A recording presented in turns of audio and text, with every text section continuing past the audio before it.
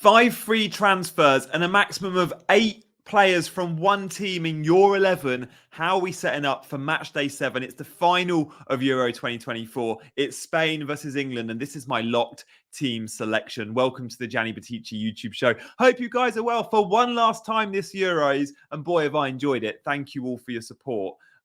Hit the like button if you've enjoyed the shows, and please do consider subscribing if you're new around here. But for one last time, this is my team selection video before we move on to all things FPL next week. So when we're looking at the two teams, are we looking at Spain or England in terms of the team we want to invest heavily in? Now, for many, it will be about chasing. For some, it will be about consolidating a good rank, and maybe you're going with 5 players from one and 6 from another in your starting 11. But for many, it's a Hail Mary. For me, it's a Hail Mary. Which team are you backing to win? And that team, go 8 in your 11. Go 8 English players or 8 Spanish players in your 11 if you want big, big gains. Now, it could go wrong. You get a big red arrow, but it could go right with a big green arrow. So let's look at the market odds. This is from Rob TFPL before we see my 15-man team. I've made my 5 free transfers. So Spain slightly edging it to win as per the bookies odds. This is from the spread market.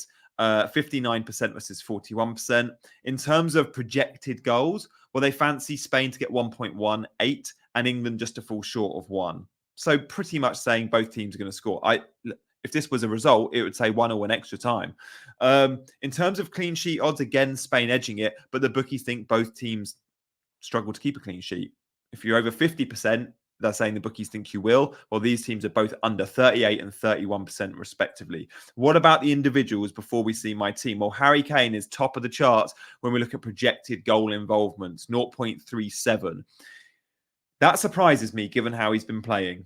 Morata, Yamal, Olmo and Williams all next. And then we've got Foden, Saka, Bellingham. Now, 3, 6, 7. From those top 8 names, 7 are in my team. So let's have a look at how I'm setting up, shall we? In goal, I've already got Unai Simon. Of course, I'm not using a goalkeeper transfer. I'm sticking with him. I'll let you know the players I've already had and the players I've bought in. We don't need to talk about goalkeepers. Let's move on to defenders, shall we? So at the back, the 2 I've bought in, or I'm bringing in as soon as I get team news, but I'm pretty locked here, are Danny Carvajal and Mark Cucurella. I've been selling Theo Hernandez and Virgil van Dijk here, right? So they're not playing. Am I bringing in England players? No, I'm not. I'm bringing in Spanish. So Carvajal comes in. He's had a rest in the semi-final. I think that's massive for him. Don't underestimate that.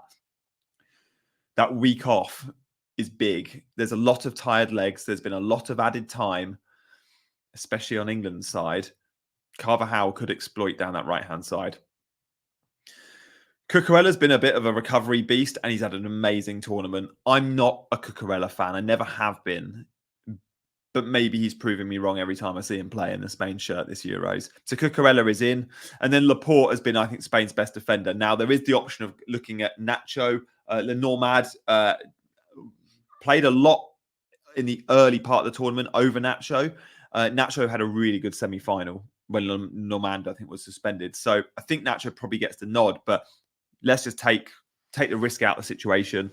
Yeah, they're both good for ball recoveries, but I'm going for the fullbacks because why not? No England defenders. Well, England are less likely to keep a clean sheet. We've seen that with the odds. And I'm just going for a Spain win in terms of my overall prediction.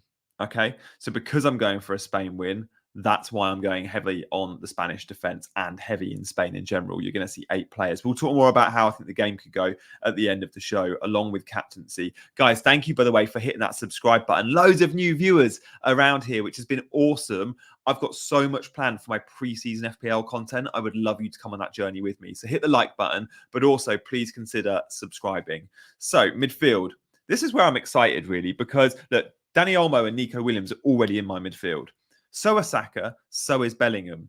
Who do I bring in? I've actually gone Foden. So I've gone 1 England player with my 5 free transfers. And that is because Foden, for me, was he was the best player, I think. I think he was the best player in the semi-finals for England. I was shocked to see him substituted. Now, of course, Palmer comes on, Watkins comes on. I'm not saying those guys shouldn't have come on. Boy, Watkins and Palmer should have been on the pitch earlier.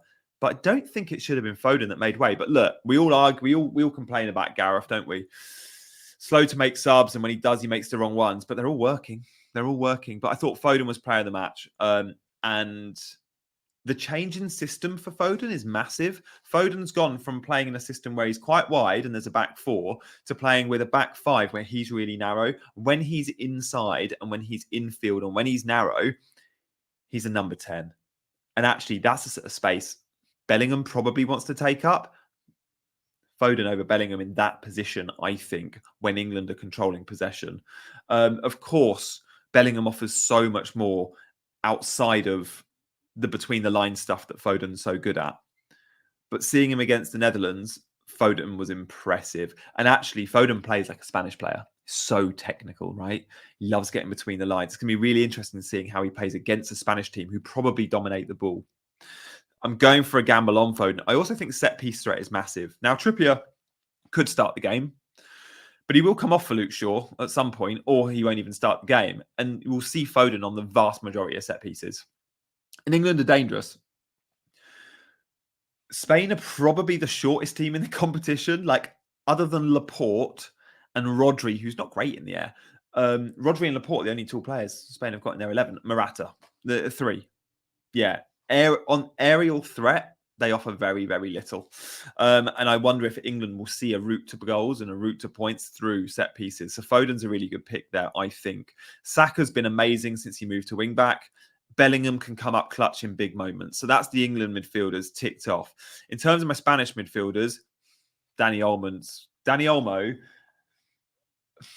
Yamal's getting the headlines, and rightly so. Boy, this is a 16-year-old. He'll be 17 by the final, by the way, and a day, I think, old. But Dani Olmo has gone under the radar just because of the headlines that we've seen to early on in the tournament. It was Nico Williams, best player in the group stages for me. And in the last couple of rounds, Yamal. Between those two stages and throughout, when he's been on the pitch, Dani Olmo has been sensational. So I think he's an amazing pick. I really like the Olmo shout for those that might want to consider it. And we're going to go back to some of those bookies odds in terms of captaincy in just a sec. Up front, I've made a couple of transfers. I didn't own a Spanish attacker in terms of a Spanish forward. So I've bought in them both. Yamal is listed as a forward. He shouldn't be, but he is. Momentum will just see Yamal, I think, on the score sheet again, or involved heavily again. This is a kid playing with supreme confidence that only a teenager probably plays with, and Messi and Pete Ronaldo. Like, he's playing on that level of, I don't give a monkeys, and I'm just not scared to do anything. Whether that's taking a shot on from 30 yards, whether that's a dribble, whether that's a tidy pass between the lines or a bit of skill, he's just got no fear. And you have inexperienced kids often come with that. And as they train harder and harder and the years go on, sometimes that's coached out of them. Well, this is a raw kid who we are seeing the very best of. And Yamal's a no-brainer. I could have gone Harry Kane instead of Morata, but I'm going Morata as long as he's fit. So that's my 15. But captaincy is huge this week, and how the game is going to go is massive. Again, a lot is going to come down to how are these guys, how highly are these guys owned? How much are you chasing? Or are you consolidating? That is a question we have to ask, and we have to talk a little bit about strategy. So let's do that and go back to some of those odds, because I think the odds are really important when we're evaluating who's the best captain this week. So let's just look at the Spanish lads, because the ones I'm considering for captaincy really are ranked 3 and 4 here. It's Yamal or Dani Olmo. Now, both of them have the exact same chance according to the bookies. The bookies are rarely wrong. Look, I'm not a massive data geek for fantasy sports. I use data and it helps back up my decisions, but most of my decisions are picked based on watching games and eye test. From what I've seen, I can't split Yamal or Olmo. So I was hoping the data would allow me to split them. It doesn't. 0.17 expected goals for both of them, or goal projection, and the assist threat is 0.15 for both. Now, Olmo gets an extra point for a goal, and he benefits from a clean sheet point. But Yamal, I think, has a higher chance of getting 90 minutes and a higher chance of getting player of the match, because he's the big one, boy wonder, right? And with player of the match, what we're seeing is, yes, it's sometimes the best player, and sometimes it's the player who's like the famous player or the most popular player. I'm torn on Yamal versus Olmo. I really, really am. I might go down to ownership, you know. I could look at them both and just go, I'm picking on ownership because why not? Like, I'm going for the one that will see me shoot up my mini leagues more. Now, Ultimo, as things stand, as I record this, is 36% owned. Let's just have a quick look, shall we? At Yamal. 36% owned, he's high. Now, Yamal being a forward has worked against him at times because all tournament we've struggled to pick our three forwards. There's been loads of midfield space, but Yamal in terms of ownership is 43.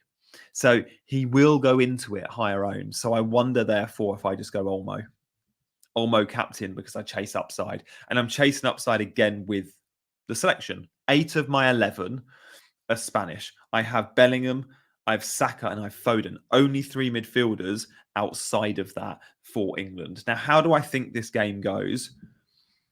I think Spain dominate the ball. I think Spain have a chance of a clean sheet, but I think it's probably a both teams score. I think it's going to be super, super tight. But again, I know there's way more English managers than Spanish managers. Therefore, I know a lot of managers will be going heart over head or just raw emotion, as I would if it was Italy, and they will be picking 8 England players. So again, I feel like it will be more differential because there's going to be so many English managers because of FPL. So much more differential, I think, to go 8 Spanish players. So that's what I'm doing. But I do think they edge it, and I do think they win come Sunday night. But if England win, I will not be surprised at all. I wouldn't be surprised to see extra time. I wouldn't be surprised to see penalties. But I also wouldn't be surprised to see Spain dominate possession and create plenty of chances. Now, whether or not they convert them is another thing. And against France, first half, they were brilliant, but they did go 1-0 down. And second half, France had a ton of chances. Against Germany, at times, actually, arguably, Germany were the better team. In fact, XG, Germany were higher. XG, France were higher. But Spain have been clinical and they've been scoring wonder goals. Can they keep that up? Anything can happen in the final. It's so, so difficult to predict. It does feel like everything is falling into place for England. They scraped through with a last minute goal. They had the right side of the draw. They've been poor early on, but they've grown into the competition. They were amazing against the Dutch. I didn't see that one coming. England against the Netherlands was super impressive, and they deserve to be in the final because of it. Can they do it against a much more technically gifted team than them? And in Spain, you have the most technically gifted side, probably in world football, maybe certainly in Europe. Certainly in Europe. I don't know. In terms of technical ability, the Brazilians and the Argentinians probably are very close to the Spanish. But in Europe, no one plays with the technical ability of that Spanish midfield in particular. Ruiz, Rodri, the wide men, Dani Olmo just ahead of them is scarily good. And I think that's what probably wins it for Spain. So that's where I'm at. Comment below and let me know your predictions. On your way out, guys, please do like. And my final call to action for you guys is tomorrow, the day after, and pretty much for the next month, I'm going to have daily videos out on this channel for FPL. If you're playing FPL, you have to subscribe to the channel because I've got so much planned and I want you to see it all. So do follow me on this journey. Do make sure you're tuning into my pretty much daily vids, certainly from when the game is dropped. And I think that'll be Tuesday, Wednesday. Tune in for loads and loads of content. I'll do some lives as well. Thank you for supporting me in the last month. It's been wicked interacting with you in the comments as well. And I will see you very, very soon. And I'll be back for the next major tournament, Euros, World Cup 26. But I'll see you on the other side for more FPL content in the next coming days. Take care, guys, and enjoy Sunday night's final. For once, fantasy doesn't matter. This is about pure football passion, and I can't wait for the final.